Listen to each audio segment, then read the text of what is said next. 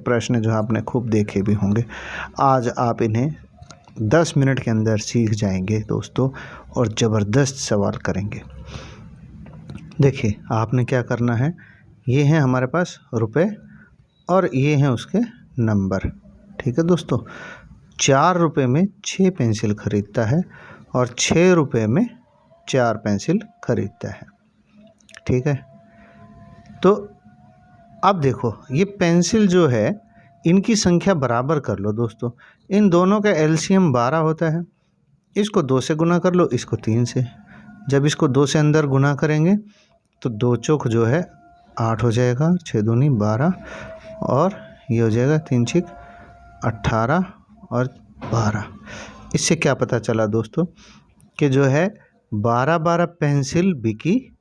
ठीक है, और ये 12 पेंसिल जो है ये खरीदी है उसने 8 रुपये में और उसने जो है ये 18 रुपये में बेची। तो उसको जो है यहाँ 6 रुपये का प्रॉफिट हुआ है।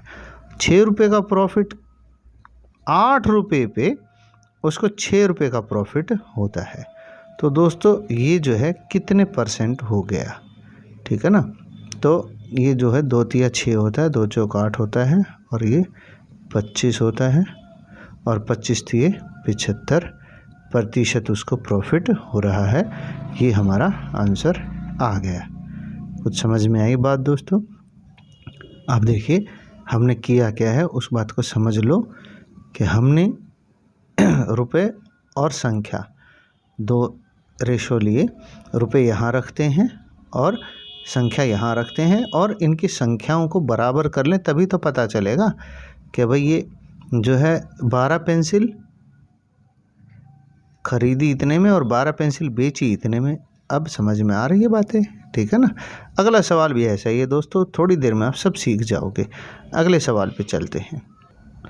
अब देखिए दोस्तों, यहाँ फल विक्रेता 5 रुपये में 3 संतरे के हिसाब से खरीदता है, यानी कि इसका जो कॉस्ट प्राइस है दोस्तों 5 रुपये में वो जो संख्या जो खरीद रहा है वो 3 है और वो 4 रुपये में 2 के हिसाब से बेचता है, यानी कि उसका जो एसपी है 4 रुपये में 2 बेचता है। दोस्तों ये संख्या अलग है, इसको बराबर करें तो इसको 2 से और इसको 3 से मल्टीप्लाई कर लें तो 6 हो जाएगा। तो 2 पंजे 10 और 2 तिया 6, ये नंबर हो जाएगा। 3 चौक 12 और 3 दूनी 6। अब देखो दोस्तों 6 संतरे ये खरीदे हैं, ये बेचे हैं, तो उसको 2 रुपये का लाभ हो रहा है ये 6 संतरे बेचने में। तो उसको लाभ कितना हो रहा है दोस्तों? 2 रुपये का लाभ हो रहा है। 10 रुपये लगा के, इस धंधे में 10 रुपये लगाए उसने तो 2 रुपये कमाए। तो कितना प्रतिशत हो गया दोस्तों? 2 एकम 2 पंजे 10, 5 से 20 काट लो तो 20% लाभ हो रहा है दोस्तों। ये उत्तर आ गया। ठीक है दोस्तों, आगे चलें। ये रेशो इस तरह से बनाओगे तो सवाल झटपट बन जाएगा दोस्तों। फिर से वैसा ही प्रश्न है दोस्तों। देखो 10 रुपये में 11 खरीदी और 11 में 10 बेची, लाभ प्रतिशत बताना दोस्तों। करना क्या है आपने, वही यहाँ रुपये लिखो, यहाँ उसकी संख्या यानी कि नंबर लिखेंगे। 10 रुपये हैं, 11 वस्तुएं खरीदी, यानी कि ये कॉस्ट प्राइस हो गया। अगला एसपी होगा, 11 रुपये में 10 वस्तुएं। अब इनको दोस्तों ये संख्या अलग है तो इनको बराबर करने के लिए इसको 10 से गुना कर लो, इसको 11 से। अब देखो ये 10 से करोगे तो ये 100 हो जाएगा और इसको करोगे तो ये 110 हो जाएगा। इसको करोगे तो ये 11 11 121 हो जाएगा और इसको करोगे तो ये 11 10 110। तो यहाँ जो है रुपये है, ये संख्या है, नंबर है। तो दोस्तों ये 110 वस्तुएं हैं दोनों जगह। तो 100 रुपये में उसने, ये हो गया हमारा सीपी, 100 रुपये उसने लगाए और उसने 121 में बेचे सामान, तो उसको 21 रुपये का धनाधन लाभ हो गया। ये 21 रुपये का लाभ जो है उसको कितने पे हुआ है भाई? 100 रुपये पे हुआ है। परसेंट कितना आएगा? 100 से 100 कट गया तो 21 जो है वो परसेंट प्रॉफिट आ गया दोस्तों। ये हमारा उत्तर हो गया। ठीक है दोस्तों, बात आ रही है समझ में।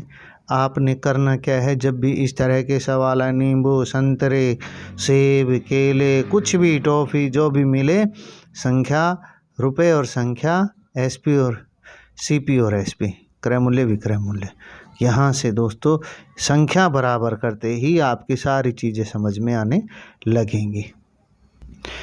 ये पिछली वीडियो में एक क्वेश्चन रह गया था टाइम की वजह से, ये अब कर लेते हैं दोस्तों कि 100 पेंसिल बेचने पर एक दुकानदार को 20 पेंसिल के विक्रय मूल्य के बराबर लाभ होता है, उसका लाभ प्रतिशत क्या होगा। भाई देखो, वो 100 पेंसिल बेच रहा है, 100 पेंसिल का एसपी, तो उसने 100 पेंसिल जो बेची होंगी, 100 पेंसिल का सीपी भी होगा, और उसको जो है 20 पेंसिल का लाभ हुआ, तो इसका मतलब सीपी में अगर 20 पेंसिल का एसपी जोड़ दूं तो मामला बराबर हो जाएगा। क्या भाई, क्रय मूल्य और लाभ विक्रय मूल्य होता है। अगर 20 ये इधर उठ के आ जाएं तो सीधे सीधे 80 पेंसिल का एसपी 100 पेंसिल के सीपी के बराबर होगा। ठीक है दोस्तों, अब वही फार्मूला हमारा आ गया कि विक्रय मूल्य और क्रय मूल्य की संख्याओं में अंतर, विक्रय मूल्य और क्रय मूल्य की संख्याओं में अंतर बटे में विक्रय मूल्य की संख्या, बटे में विक्रय मूल्य की संख्या गुना 100। दोस्तों ये आपने देख ही लिया है, यहाँ से 100 में से 80 जाएंगे तो 20 आएगा, और 20 के बटे में 80 गुना 100, तो ये 0 से 0 काट दे, 2 से 4 काट दे, 4 से ये 25 काट दें, तो 25% जो है वो लाभ आ गया मेरे दोस्तों। ये हमारा आंसर हो गया। ठीक है दोस्तों, समझ में आ गया। ये पिछली वीडियो में मैंने आपको फॉर्मूला बताया था कि जब इस तरह का प्रश्न देते हैं तो क्या करना है कि 100 पेंसिलों का विक्रय मूल्य बराबर होगा 100 वस्तुओं का क्रय मूल्य जमा में उसका लाभ, और लाभ क्या है, 20 पेंसिलों का विक्रय मूल्य। अब ये विक्रय मूल्य इधर भी है इधर भी है, तो इसको उठा के इधर लाएंगे तो घट गया, 100 में से 20 घटेंगे तो 80। इस तरह के सवाल जब आए तो आपने इस तरह से करना है मेरे दोस्तों। ठीक है, ये भी बहुत अच्छा क्वेश्चन है दोस्तों। किसी वस्तु के मूल्य में 33% की कमी होने पर 1 रुपये में 4 वस्तुएं अधिक खरीदी जा सकती हैं, घटने से पहले वस्तु का मूल्य क्या था। दोस्तों जो 33 सही 1/3% है, उसका मतलब होता है 1/3, और 1/3 जो है कमी हो गई, 1/3 कमी हो गई, इसका मतलब है 1 में से 1/3 गया तो 2/3 बच गया, तो ये हुआ उसका घटा हुआ मूल्य। कमी होने में से 1 रुपये में 4 वस्तुएं अधिक आ गई, ये कमी हो गई। ठीक है, अब वो कह रहा है कि ये जो कमी हुई है उसमें 4 वस्तुएं अधिक आई हैं, इनका जो अंतर है दोस्तों वो है 1 यूनिट, और 1 यूनिट में 4 आइटम जो हैं, 4 वस्तु अधिक आ रही हैं। समझ में आ गई बात। पहले उसका मूल्य 3 था, अब उसका मूल्य 2 हो गया है, कमी हुई है ना। पहले मूल्य 3 था, अब 2 हो गया है। तो 1 यूनिट में 4 वस्तुएं आती हैं, तो दोस्तों 2 यूनिट में कितनी वस्तुएं आएंगी, 8 वस्तु, और 3 यूनिट में कितनी वस्तु आती, 12 वस्तु। तो अब बात को समझो कि उसका जो है 3 रुपये पहले मूल्य था, और वो 33 सही 1/3% घट गया, तो मूल्य हो गया 2। पहले 12 वस्तु आती थी, ठीक है ना, अब 3 रुपये में 12 आती थी, अब मूल्य घट गया तो 4 अधिक आ रही है, यानी कि अगर उसी रेट पे देखते तो 2 में 8 वस्तु आती थी। आज जब रेट 1 घट जाएगा तो 3 रुपये में जो पहले चीज़ आती थी 12, आजकल वो 2 रुपये में मिलनी शुरू हो जाएंगी। तो घटने से पहले की वस्तु का जो मूल्य था, घटने से पहले, तो वो जो है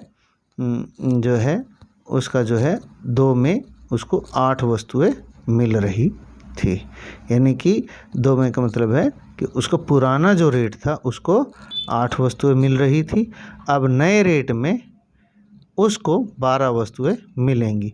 तो घटने से पहले वस्तु का मूल्य क्या था, 1 रुपये में 8 वस्तुएं मिल रही थी, ठीक है।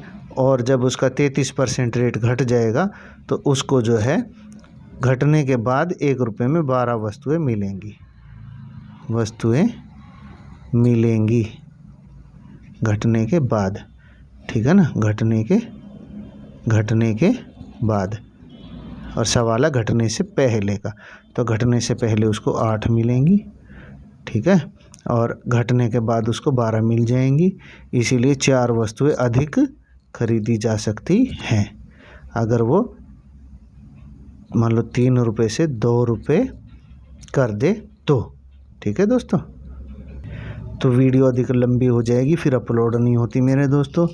अगर आपको सवाल समझ में आ रहे हैं तो हमारे इस चैनल को सब्सक्राइब कर लो, और जो है बहुत अच्छा रहेगा, आपको नोटिस भी मिलता रहेगा। वो क्या है